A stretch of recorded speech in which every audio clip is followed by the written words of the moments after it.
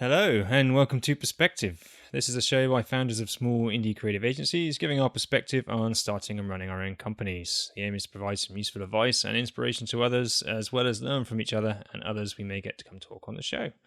This is our 5th episode. My name is John Dark. I'm a director at Every Interaction, and with me as always I have Dan Gent from Lighthouse London. Hello, Dan. Hey John, how's it going? I'm very well. How are you? Yeah, good. Fantastic. Had a little hiatus over Christmas and New Year while we did the natural break holidays, both forced and abroad. Yeah, I think that was respectful of the season. Yeah, it's nice to switch off. Do you guys shut down completely over Christmas and New Year? We do, yeah. So we try and go from something just before Christmas Eve through till first Monday in January. A little bit of work went on this year. There's a project which needed a little bit done on it, and without any cajolement, a couple of the Lighthouse guys stepped up and said they wanted to do it over Christmas. So I was in two minds about whether to let them, really, because I sort of want people to have holiday, but at the same time they're young and have got more energy than me. So maybe it's fine. Anyway, it was I just basically made sure to every day go, you can say no, it's fine, you don't have to. You can say no now. You can say no now. Why don't you say no? Say no to it. All right, you can do it. Thank you. So yeah. Yeah, it's nice to shut down at Christmas. We do a similar thing on usually depends when Christmas lands, I guess, but usually the Friday before the Christmas, whatever it was this year, the 19th, we shut down, and it didn't start up again until the 4th, so that was a good 2 weeks off for everybody. Yeah, absolutely. We do still sort of reserve the right to say, if it is completely chocker, then, there's some things we need to do, then we can't afford to take those days off, but we will always endeavour to try to do so. Yeah. It's not a kind of given that it will happen, but I just personally have never found much use in working over Christmas. I think it's good to make everyone take that time off.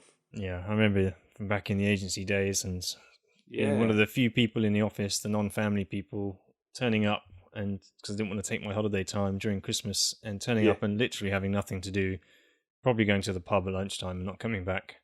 Yes. That obviously is great, but like you say, not much point in it. And yeah, just kind of give people time off and they get a load of energy, and then they come back with that, I think. Yeah, and it's a perk of the job, I think, just saying that, we aim to always take Christmas off as well as whatever else you offer along with it. It's something enticing, I think, to someone working at a company. Yeah, completely. And that leads nicely into our topic today, which is hiring and employees. Yeah. So just to give people a little bit of context about our state at the moment and our size and where we're at in our sort of company development. At Every Interaction, we are currently a team of 5 full-time people, and that consists of myself, my fellow director, and 2 full-time more visual UI designers and full-time more user experience information architect style designer. So that makes up us today. What about you guys? You are 5 people as well, am I right? Yeah, same. Just became 5 people at the beginning of this year. Myself, co-founder Tom, then a designer and 2 developers. If you were going to draw a line in the murky waters of what constitutes design and development in web, but yeah, that's roughly it. Yeah, so 5 people at the moment. Cool. You guys have been 4 for quite a while, hadn't you? We had for about a year before that. So I think we last hired November 2014. Okay. No, and then at the end of 2015, we started looking for a developer. Good. Glad you found someone. We found one. So when the business, like you've just been through, decides that another employee is needed, how do you guys go about looking for that new person? What have you found that works for you? What have you tried? What doesn't work? What does? I think industry job boards is how we've always done it. So different ones each time. the first couple of times it was like authentic jobs, if you've seen that one. I know and have used that one. Yeah. This time, actually, it was unicorn hunts. I've used that too. That's the Three Beards, right? That's the Three Beards one. Yeah, and actually we got our first ever hire using the Three Beards newsletter. So we kind of, Unicorn Hunt is their souped up version of that, obviously. Yep.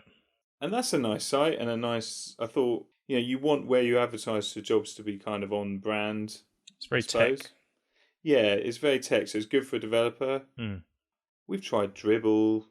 We've tried. So have we. Yeah, I mean, a lot of there's a lot of them basically, and I think if you kind of, they all seem quite reasonably priced.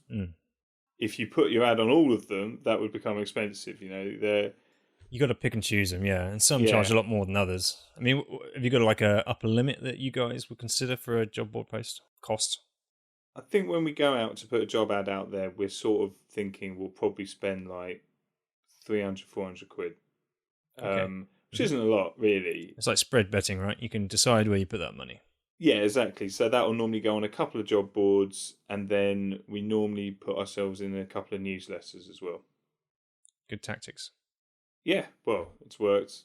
Although, like, you're really just looking for the right mix. You're looking for just an amount of quality applications, isn't it? Like, the worst thing is getting spammy ones. Yes, that's unavoidable, I feel. But definitely I've definitely got a lot more spammy ones off some like I didn't get a lot of spammy ones off Unicorn Hunt. Anything that's free, you get 95% spam. Yeah. We did try a LinkedIn one as well this time. How'd that go? Oh, horrible. Really? Okay. Absolutely. Basically just a recruitment pylon. Essentially, it was like sticking it as what I imagine in the First World War, putting your head up above the trenches and just being absolutely bombarded with. And that's disrespectful to people who fought in the First World War, but it's just being absolutely bombarded by recruiters, like adding you, just instantly basically automated. Hi, so you're looking for a job, looking for a developer. Yep. And you just think, well, I know how recruiters work, so thanks, but no. We get those anyway, like at least once a day, sometimes several times a day. We have a phone call from an unknown caller, and it's a recruiter, and we have to explain that we don't need their services, and we don't have any open positions. I had 2 today. Yeah, it's so depressing, and I have a fundamental policy to be nice to people. Yeah, I don't be nasty. I don't hang up. No, I know if I was rude, it might feel good in the moment, but then I would instantly not be proud of myself. Like, I know that would feel bad. But you do just think, why is that the tactic in that industry? Like, it's just such an awful sales tactic. They're just middlemen, and it's a necessary part of their job, I think. But what other industry attempts to sell something like that without any qualification of you to them or them to you? That's true. But yeah, so anyway, job boards, and a couple of newsletters which I used primarily because, and this might be something we touch on later, but I'm keen for Lighthouse to hire a mix of people, and by that I mean men and women.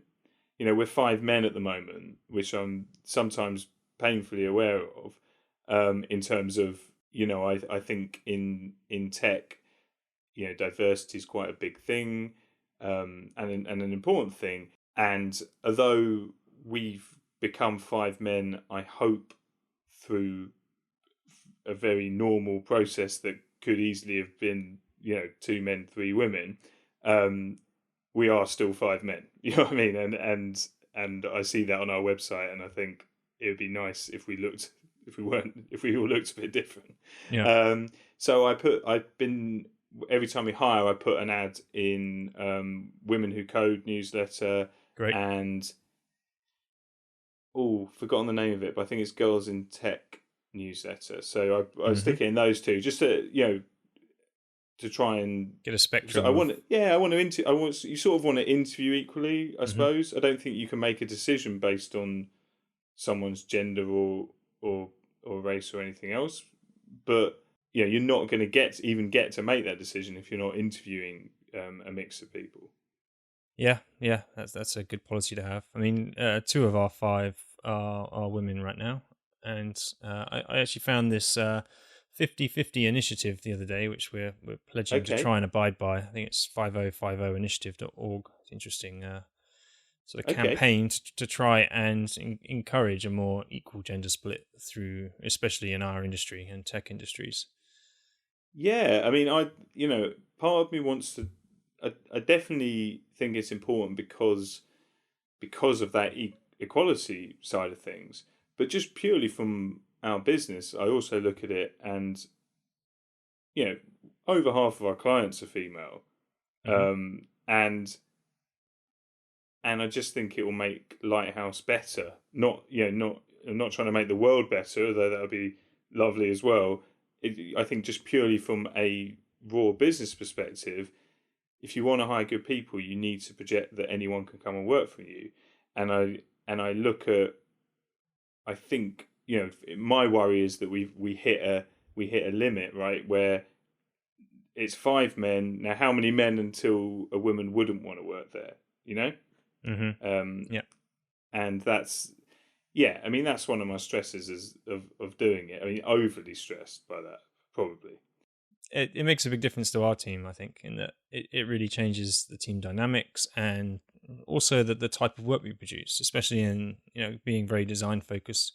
You find that having a woman's perspective on design can change your outlook and actually the type of work you produce to some extent, especially when you're designing for specific target audiences. Sometimes the actual target audience you're designing for may be more shifted in the female end of the spectrum, and so it's useful to have a woman's perspective on what you're doing. But just in general in the team, it makes a massive difference having a bit more of an equal gender split.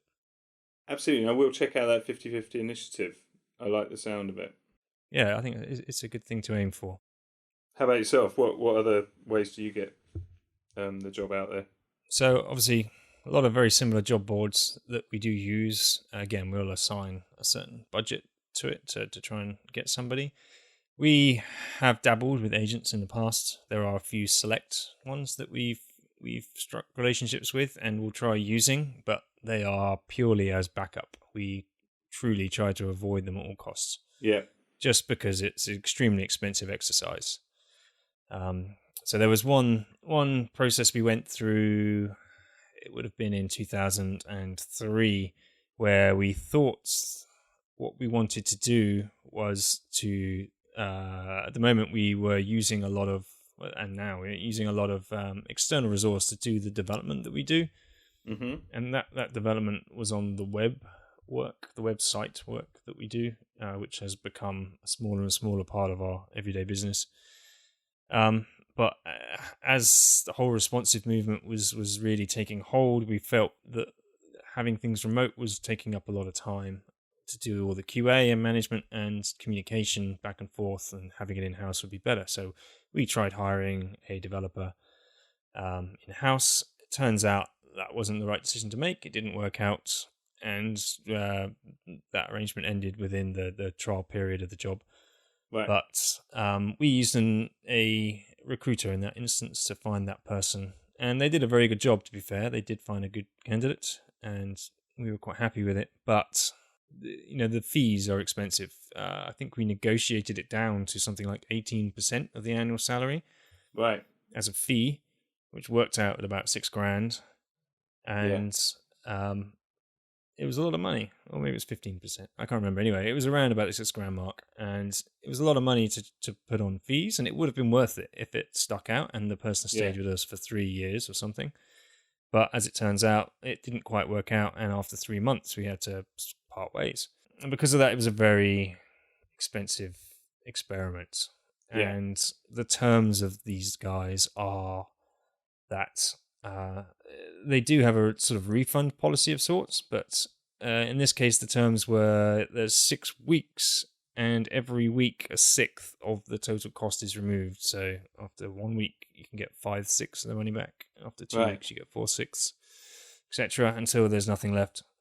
And that's not enough time to determine if it's the right person for the role or not. That's why we have a 3-month trial period. Yeah. And ever since that experience, the 2 agents that we have decided to experiment with since, but not actually employ anyone through, just see what they come up with, we've forced them into agreeing to a lower rate, but also a 3-month cancellation policy. Yeah. And tip to anyone out there who deals with agents, you can negotiate this stuff. They are all reasonably desperate for your work, as it seems, as it would seem, as they're constantly calling you up and trying to get new business. It's a commission-based industry, so it's very competitive, and people are willing to do what it takes to get your business and secure more of it in the future. So you can negotiate this stuff. Don't take whatever they tell you off the bat. But that's the only experience we've had with an agent so far, and we were burned by it, basically. So that's put us off for future. Yeah, I agree.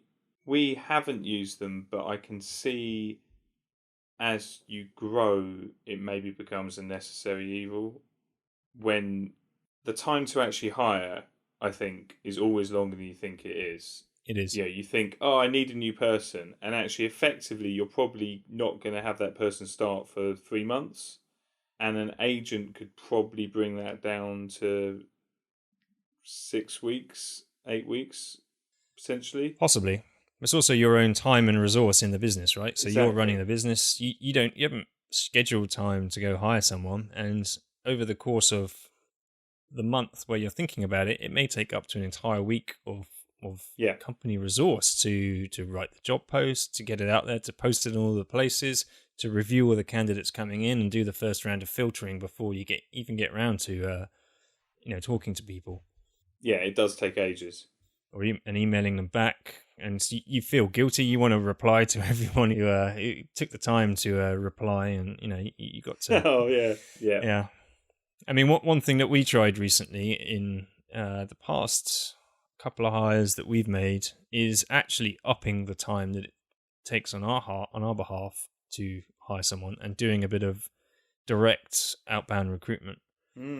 So I've been actively searching for people, hunting them down, and just approaching them out of the blue and seeing what happens, doing some research basically. Yeah. And found that you can get some incredibly good results. So I just started looking around at portfolios of designers, and the last designer we hired, I looked around. I think I found him on Dribbble actually, and checked out his portfolio. Found everything online I could about him, and he was in a job at the time with another agency, and you'd be surprised how many people, if you make the effort to be courteous and just approach them, that it's quite flattering, I guess, to just be found out of the blue, and you have no idea what people's situations are, and if they would even consider, moving jobs. So it doesn't hurt to ask, basically, and you'd be surprised. I found with doing a bit of research and the direct approach, I found that I've probably got like 95% reply rate from people. Very few people didn't reply. And out of the people that did reply, nearly about half of them, I'd say, were interested in talking further. Yeah, okay.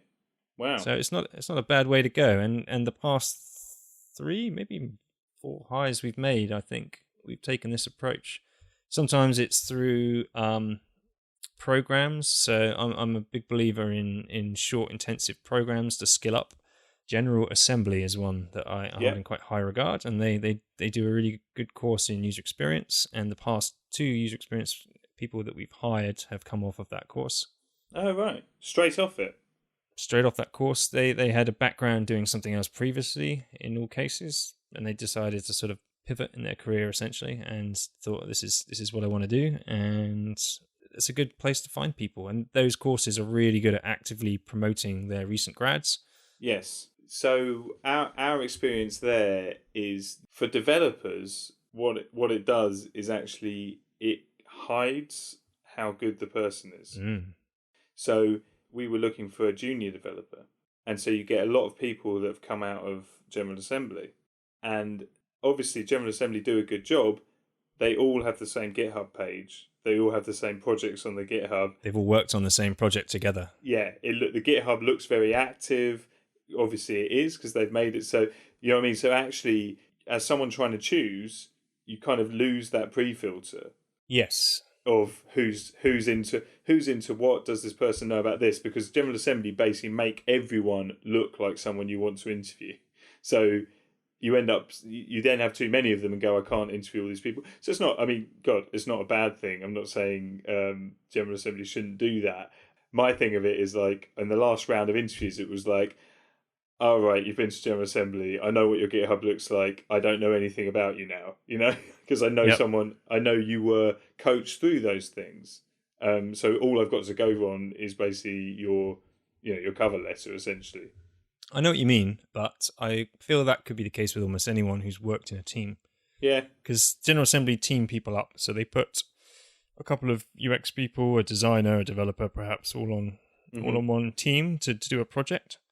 And I think they actually cluster the classes by skill type. So there's often mostly developers in one class, and they'll all group together and work as a team to come to a conclusion, and everyone takes a different role in that team. And what you've got to do is you've got to delve in and find out what each person's responsibility was and how involved they were. Yeah. Naturally, in any sort of group environment like that, you're going to get someone taking the lead, someone doing a lot of the work, someone not doing as much of the actual production code in that example, and doing maybe more of the planning. Yeah. Everyone sort of falls into their natural position for that project. But I find the same thing when I'm looking at portfolios from people with experience from agencies, and they've got a client project in there, but they've done it as part of a team. That they were one of 10, maybe 10 people working on the project, and it's difficult to know exactly what they did. Yeah. I always find that a bit of an issue. It's just about, interrogating the person to a degree, and I guess they call it interviewing. And waterboarding them until they tell me the truth. Yeah, I generally put them in a stress position for about half an hour, and then we find out how much they know about GitHub. But no, this leads on to what I think would be good to talk about next, which is, so fine, you've got the job interview out, the job ad out, that's gone well. So these things are coming into your inbox normally. How do you do that selection process? So when they're coming into my inbox, in our scenario, everyone always has a portfolio. Yeah. For designer who's experienced, they have their own website. If they don't, you're honestly not a serious contender, because you don't care about promoting who you are. Yeah. I don't care what their website looks like. It can be a templated thing that you put no time into actually selecting the design of yourself. It could be a Squarespace site. It could be a completely bespoke custom build job, which honestly I think is overkill and probably a bit insane waste of your time. But as long as you have something up there in some form, that is the first prerequisite in my books. Yeah, okay. If you don't have anything online and you just have a cover letter and a PDF, that to me is a lot harder to dig into who you are, what you do, and how you do it. I think the same for developers. I know it sounds sort of silly, but if you're applying for a job and you haven't got stuff out there online, I don't know why, but like, as you say, the other people have, so it really stands out when you haven't. So yeah, even for a developer, a site which just says, here's what I am, here's what I do, normally a link to their GitHub or something like that. Yeah, well, GitHub is its own developer portfolio of sorts, isn't it? Yeah, absolutely. That's it. You sort of do a first pass on them, and you had to be quite bad for me to ignore your application. I mean, I don't really ignore ones, but to not get proper consideration, it has to be fairly obvious that you've done a 1-sentence cover letter or something, which sometimes happens. I never quite understand. But my heart sinks when people start them with "Dear Sir" or "Madam." I don't know why people, like really normal people, suddenly become completely overly formal in a cover letter. I don't know. Do you get "Dear Sir" or "Madam" ever? "Dear Sir" / "Madam." Yeah. Yeah. You tend to find the younger and more inexperienced they are, the more formal they feel they need to be in official introduction emails. Because their parents have told them to be formal. Here's how you apply for a job. Yours sincerely. Oh, you got to love a bit of yours sincerely. Absolutely. But that's it. But you can't. You sort of learn that you can't actually filter on that. No, That could just be someone just. Although it's an experience and nerves. it is. It is. Although, but the good ones, the ones that make you really engage, are where it's written as an equal. It's written as Yes, that. I mean, the guy we hired. it's got personality. Yeah, and it's not about please interview for your job. It's about like we could work well together, because that's what people have got to remember. You want as someone hiring, isn't it? You're actually quite desperate for someone to fit that mold that means you'd hire them. Like, it's not a case of, oh, I'm recruiting, I hold all the power at all. Like, I don't feel that when I'm recruiting. I feel nerves that I'll find the right person, they won't want the job. I'll find the right person, they won't want the right money, or it's just as nerve-wracking, I think. From I worry about emails I send back to these people. I worry about, oh, am I being flexible enough about interviews? Like, because if I can't work late, I need to get home, and then I think, well, I really do need to start. I need to spend a few nights where I get home late to interview people, because that shows that we're flexible for them. We'll get someone better if we do that. So yeah, I think it's always a case of someone that enters into it as an equal with you is always much more. You instantly engage that person. Yeah, well, you're hiring people, and you want to know what the people are like. You want to know their personality. If they're sort of hiding it behind, social pretense and tradition, and it's you don't get a sense of who they are. No. And the more personality people put into something, the more of themselves they show, the more open it feels, and you get a better idea of the personality you might be speaking to. And I think that's important too. What's the best application, like email, like first pass application you ever saw? The best one? Any that you remember? That's a good question. So I'll give you mine. A guy, when Tom and I had our website where it was just us two on the homepage, if you remember such that website, the one before this one. We had a guy who photoshopped himself in as the third person. Okay. Which was pretty spot on. And but he did it. That's good effort. It was good effort, and he did it in quite like a self-deprecating way, like, because it said Tom he designs, Dan he codes, and he wrote something like he makes the tea or something, So it could have come off as slightly arrogant, but instead it was actually perfectly pitched, and it was just like nice. Yeah, that's a brave move, but more often than not, you're not going to want to work somewhere that's not going to take the way you project yourself, your sense of humour, and find it also funny. It's almost like a good way of qualifying, like, if we got the joke or if we were too pompous about our own website, Yeah, I think a bit of humour is okay. It's good, especially if the people you're applying to, have got that sort of tone of voice on their website as well. That's it. I can't think of any specific examples, but the ones I've had quite a few good applications, and every time that person has taken the time to find out more about us. The worst ones are when it's clearly a cut and paste job, right? They're just blitzing it to a whole load of people, and they're just it's impersonal. Sometimes they even haven't bothered to change the company name. They've got the wrong company name in the application form, and they just haven't taken the time to think about who they're applying to and what they can do to increase their chances. Those people have got no chance. Yeah. If people have taken the time to look at what we do, they've read a blog post or two, they just write in and they reference something that we've done recently, a project or a blog post or a tweet, or they just spent, it only takes 10 or 15 minutes, look around, see what they've done, reference something, just make it personal. It latches you on, and it just shows, it demonstrates that they've taken a bit of care in their application, and that goes a long way. And that's why Dear Sir or Madam is so disheartening, isn't it? Because, well, one, in our case, is like you haven't looked to check that we are both sirs. Or even what your names are. Yeah, and then after that, on our website, it doesn't say Mr. Tom Johnson and Mr. Daniel Gent. Do you know what I mean? like Mm-hmm. we're called Tom and Dan on the website, it's fine to email hi Tom and Dan, you know? Yep. Yep. And that actually is the same language we use, so of course that's going to make you stand out straight away.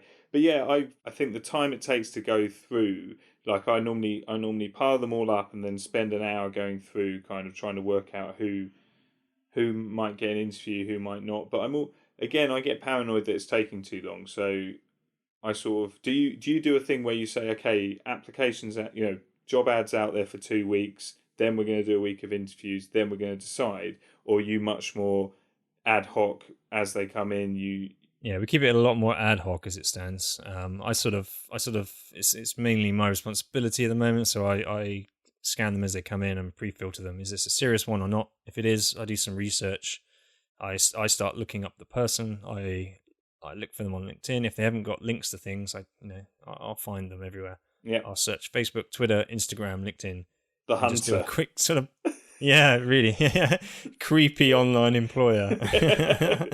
Scanning for every online scrap of evidence I can find Yeah. to get a picture of who this person is and what their passion is, basically, because it will show if they have a passion for this type of thing, and I want to find out more about who they are and their personality. The fastest way to do that is just a couple of quick searches, see if you can identify them in a couple of key places.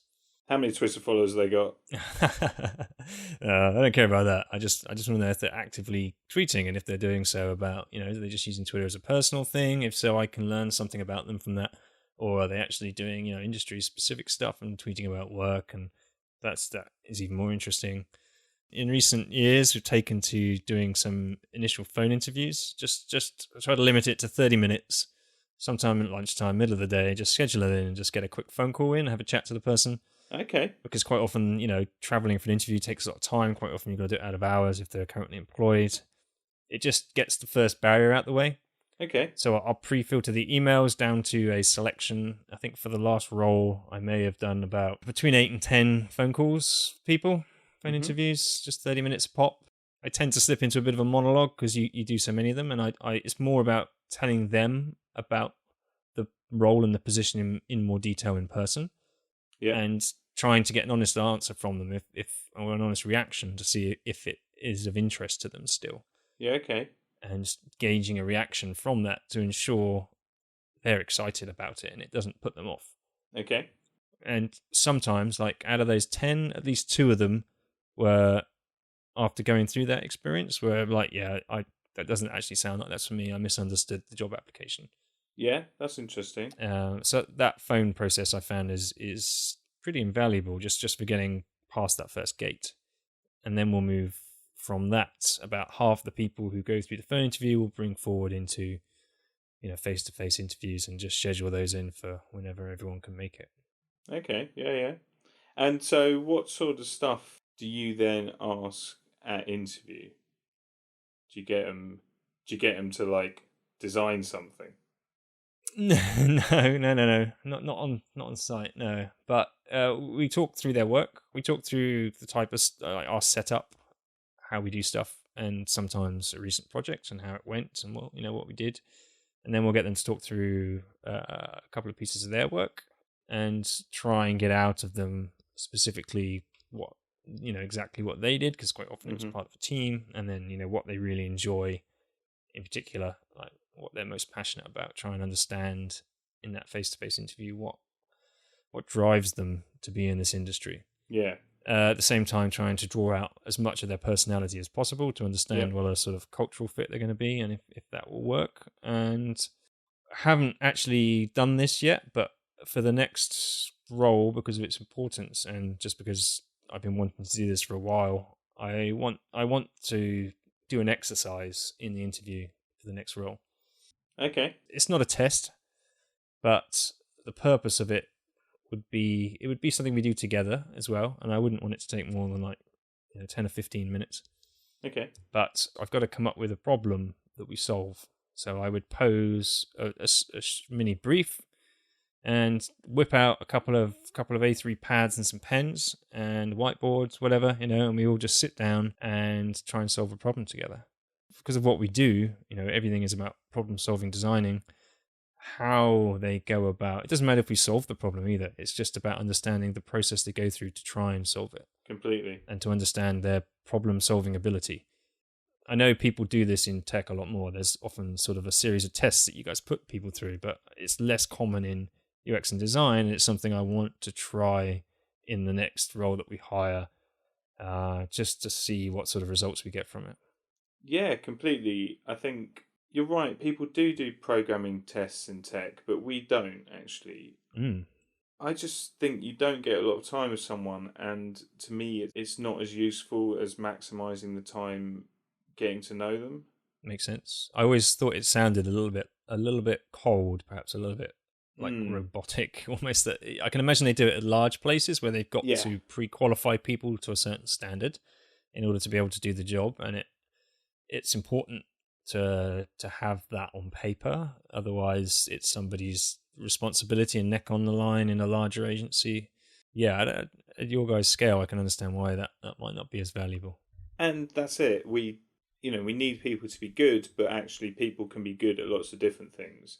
They can always get better at coding, right? Of course, absolutely. And I've got my set of difficult questions to ask to sort of tease out if they're bluffing about knowing what programming is at all. We did what you were talking about then for the most recent hire. Oh, right. We had a couple of interviews, and then we just thought it was something we'd wanted to do, and the timing was right that we didn't have to make a decision straight away. We had a bit more time, and I think we were interviewing someone else as well at the same time. And so we just were like, we want to, we think this guy's right, and it's either a case of like making him wait 2 weeks to find out, or we've got time there to do this extra thing, which was an exercise. So we actually paid him. So we said come in for an afternoon, so 3 hours, and we just kind of came up with a rate just so that it wasn't like, it's proving that you value the person's time, right? Yeah, and I wanted it to feel that, take that off the table, take the oh, you want me to work for 3 thing away, and just be like, no, of course we don't. And yeah, what we did was we set a task which had different components for different people in the company. So I think the task was, that we had a couple of projects on GitHub, and we wanted to show those projects on our website. Okay. And that was it. That was the brief. And so so he sat with me and Tom and discussed like why we wanted to show them on the website, like who was going to see it, what was it going to do for Lighthouse to have them on the website. So the sort of the strategy, the kind of audience stuff, the sort of defining why on earth we're doing what we're doing. He then went and sat and wireframed it for a little bit, came back, talked through the wireframes, and then he chatted to the other guys about the kind of how would you technically implement that. So are we going to the GitHub API? If we're doing that, what sort of calls are we making? And then just at the end, it was like, just sat him and said, look, just start building this thing. Don't have to finish it, but like just start a prototype. You get something on the screen, and then we'll talk through it. So it was kind of like almost like an end-to-end mini project of requirements. And I think you're right. I think requirements are with what you're talking about doing, I think requirements are where you're really going to see how they think. Yeah, you got to give them a complex problem to solve where there's Absolutely a lot of possible solutions, and you got to see about how they begin getting from A to B. Absolutely. What are they asking about it? And that will tell you if they work in the way that you want to work. But yeah, I think there's companies that do full days, and it's I've heard of this. Yeah, sounds a bit much. Yeah, unless you've got the dream job for them, you're asking them to like take a day's holiday or something from their current position. I think if you said no after it, I'd feel even worse. Do you know what I mean? If you were like, well, I really know you now, and no, but it was that's harsh. Yeah, but that's what it would be like, wouldn't it? It would. You're right. It would. But then at least you both know that, or at least think you're making the right decision. It was absolutely, and it was really useful. It turned it from, yeah, it just took away any doubt.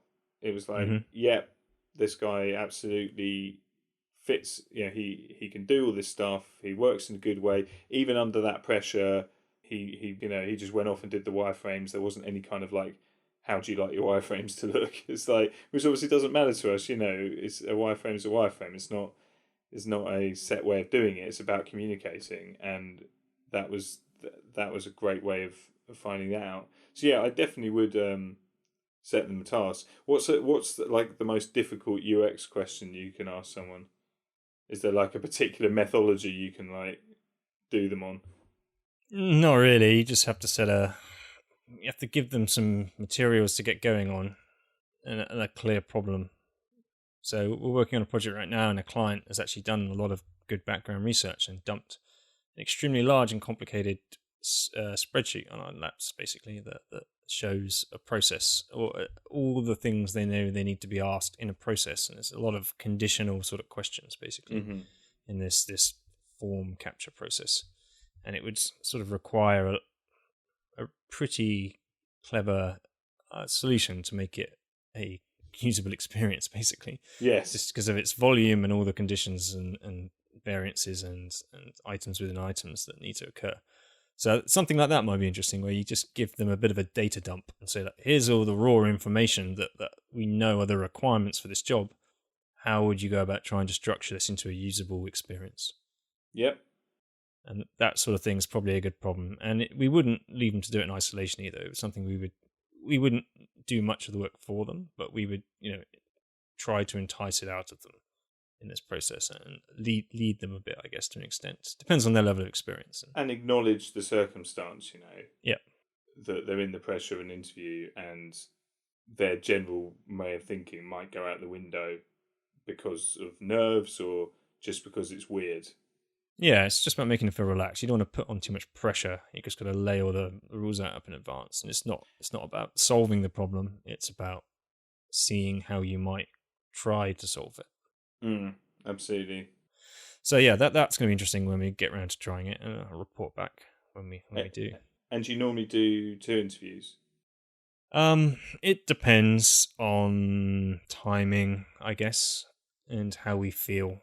So if we've had one interview and it's in our minds, there's no doubt, then we'll just go for it, make an offer. Yeah, okay. And do they meet the team? Yes, yeah. So that will usually happen beforehand as well. We'll try and do something. If we have a second interview, we will get more people from the team involved. Yeah. And just get them talking. Interestingly, we had one of our employees leave at the end of last year. For personal reasons, she had to take a leave from the company. But before she went, we were hiring her replacement, and we got her to come in and do a lot of the interviewing with us on all of the people we invited to come interview, which was a really good experience, both for her and for us and for the people coming in.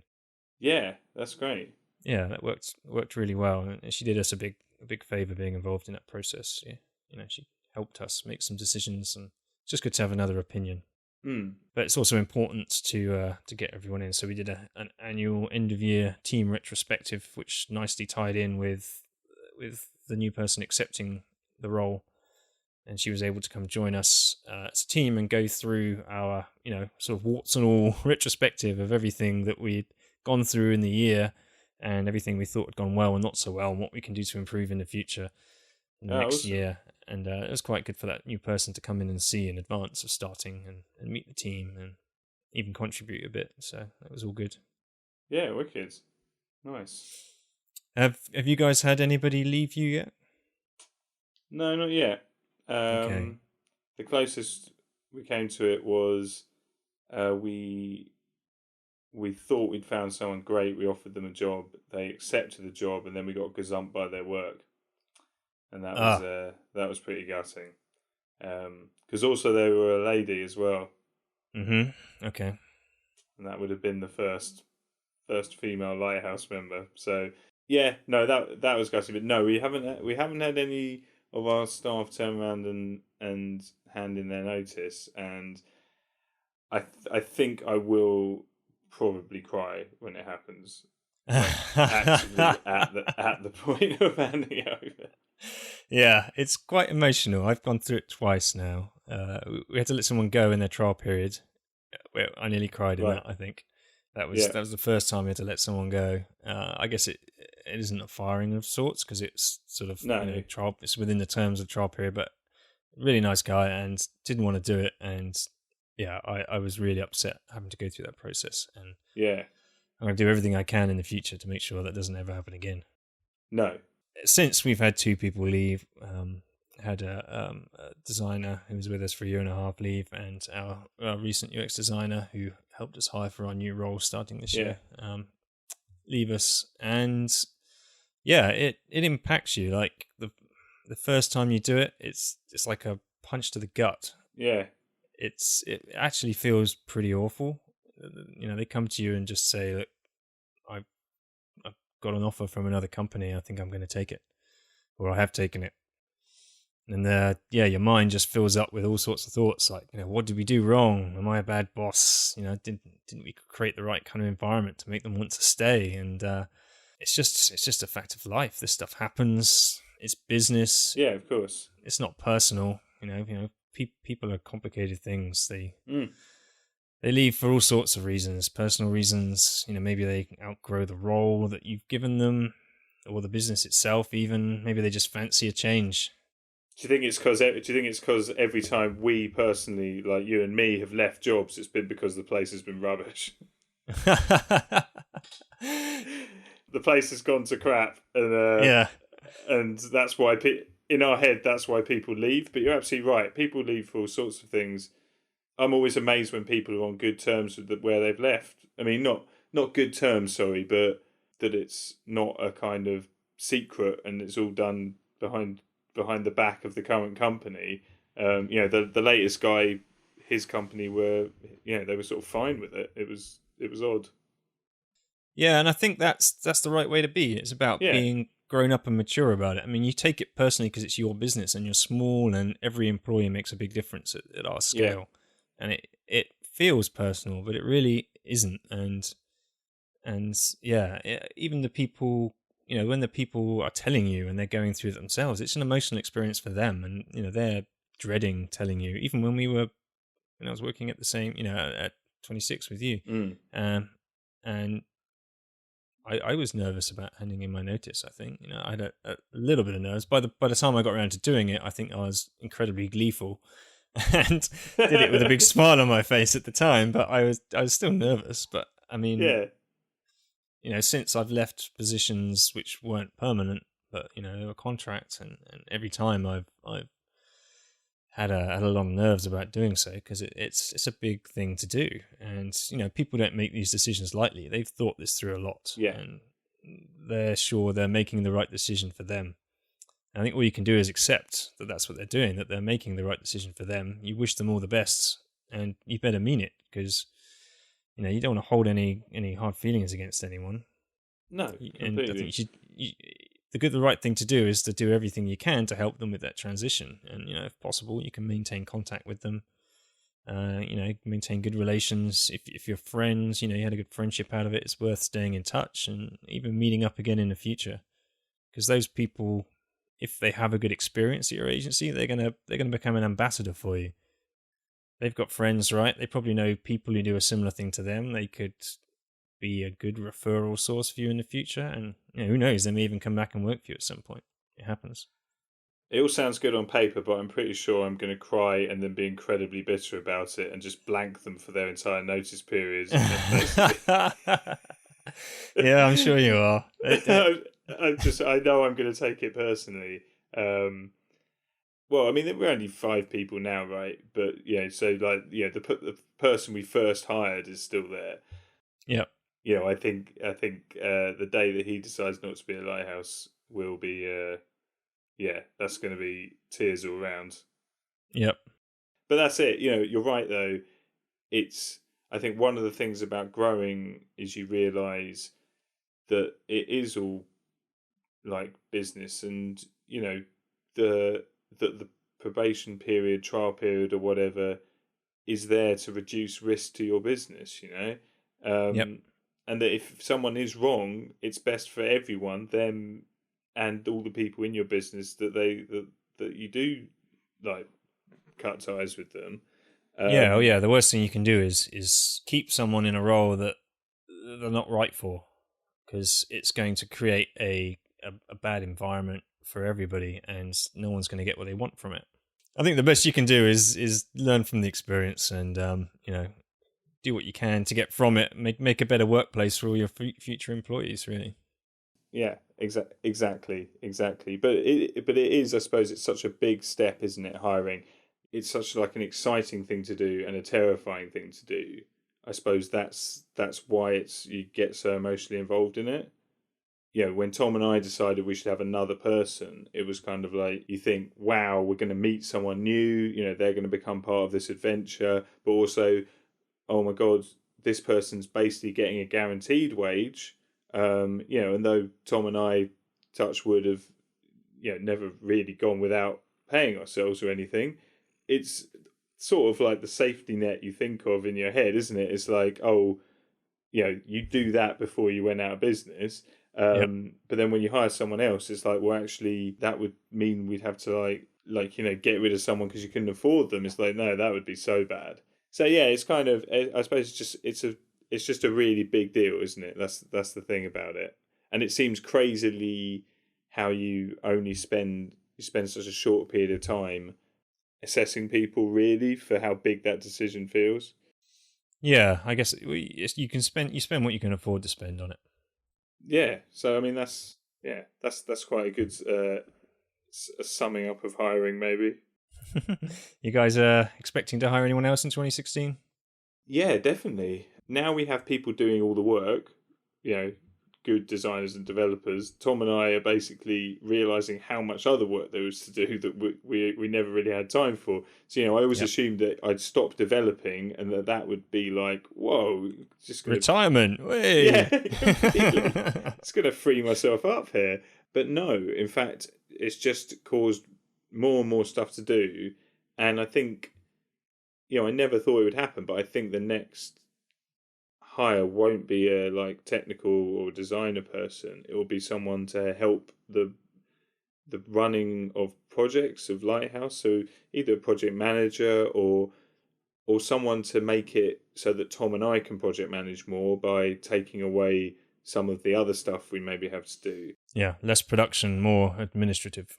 Yeah, you accumulate so much admin just to service that. You just need an extra pair of hands. So yeah, I think we're going to either hire a project manager or someone who can assist us, who then might grow into being a project manager. We have projects which someone quite junior could probably start managing and then assist us on managing the other ones. And then, I need help doing new business stuff these days. There's that many things to deal with in terms of inquiries, and we only want that to get bigger. So, if it's already too much to do, it's like something's got to change. And I don't think we're in the position where we go and get a salesman. I think if someone could ease the pressure on me and Tom a bit, that might help. So, yeah, I think that might be the one. And then no doubt if we grow the same next year as we did last year rather, then we'll need to add some more doers as well. How about yourselves? Yeah, we definitely know that we're going to grow the team a bit this year. We've literally just hired, similar to you guys, but we haven't really put the thought into where the next role is going to have the most impact just yet. We've got growth targets based on our growth plan, and that would involve adding another 2 people in 2016. Exactly where those people are going to sit in the team is really up for grabs right now. We're doing some exercises at the moment to try and figure that out and get an understanding of where additional skill sets are going to have the most impact, and also give us the flexibility to put the effort in where it's needed to grow in order to facilitate growth in the following year and hit the targets that we put in place then. Yeah. So right now, a bit of an open book, but growth will be happening, we hope. Yeah, and I suppose the key thing is you need to choose to go for them ages before you actually need them. You can't be reactive. That's the thing, isn't it? No, you can't, or you'll make the wrong decision. You've got to have money in the bank. You've got to invest in people, and then make a concerted effort to make sure that they've got enough resource or enough stuff to work on, so that they're not twiddling their thumbs. Yeah, it's a complicated thing to do. It takes a lot of planning. Absolutely. That's running businesses. Yeah, completely. Cool. Anything else to add? The next thing would be onboarding and stuff like that, but I think that's probably a separate topic. I'll talk about that another time. Yeah. Great. So thanks for listening, everybody. That was a good one. Happy New Year's to everybody. If you want to check us out, we are at perspective.fm and we are _perspectivefm on Twitter. If you have any question, comments, or feedback, please hit us up there. I am at DarkJohn, DarkeJon on Twitter, and Every Interact is for Every Interaction. And Dan, where can people find you? On the tweets, I'm Gentus Maximus, and on the work one, it's at We Are Lighthouse. Fantastic. And we'll speak to you all in a fortnight's time. Awesome. Speak to you then.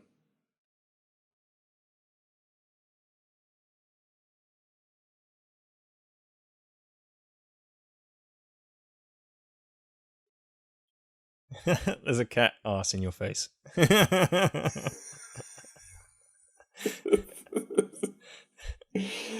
Yeah, completely. Plus, my knees are getting very hot because of this. That's a big black cat on your lap. Yeah. Very considerately not purring into the microphone. No.